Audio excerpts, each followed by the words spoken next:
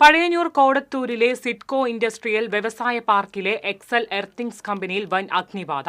സമീപത്തെ ടർഫ് കോർട്ടിൽ കളിച്ചുകൊണ്ടിരുന്നവരാണ് തീപിടുത്തം ആദ്യം കണ്ടത്.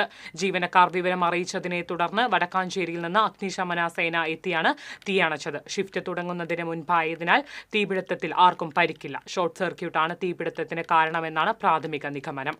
3 മാസം മുൻപ് കോടികൾ മുടക്കി നവീകരിച്ച യൂണിറ്റിലാണ് തീപിടുത്തമുണ്ടായത്. ലക്ഷക്കണക്കിന് രൂപയുടെ നാശനഷ്ടം കണക്കാക്കുന്നു.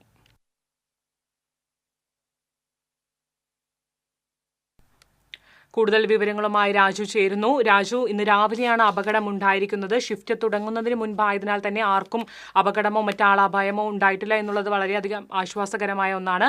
നിലവിൽ എത്ര രൂപയുടെ വസ്തുക്കളാണ് നഷ്ടം സംഭവിച്ചിരിക്കുന്നത്? പ്രിയങ്ക, നിലവിൽ ലക്ഷക്കണക്കിന് രൂപയുടെ നഷ്ടമാണ് സംഭവിച്ചിരിക്കുന്നത്. ഈ കാലത്ത് 6:30യോടെയായിരുന്നു സംഭവം ഉണ്ടായിരുന്നത്. സമീപത്തെ ചുമട്ട് തൊഴിലാളികളും നാട്ടുകാരും ചേർന്നാണ് തീയണച്ചത്. പഴയന്നൂർ പോലീസും വടക്കാഞ്ചേരി ഫയർഫോഴ്സും സ്ഥലത്തെത്തിയിരുന്നു. പഴയന്നൂർ ടൗണിൽ നിന്നും ആലത്തൂർ റോഡിലേക്ക് പോകുന്ന കോടത്തൂരാണ് ഈ കമ്പനി സ്ഥിതി ചെയ്യുന്നത്. മാസങ്ങൾക്ക് മുന്നേ ഉദ്ഘാടനം ചെയ്ത യൂണിറ്റിലാണ് തീ പിടിച്ചിരിക്കുന്നത്.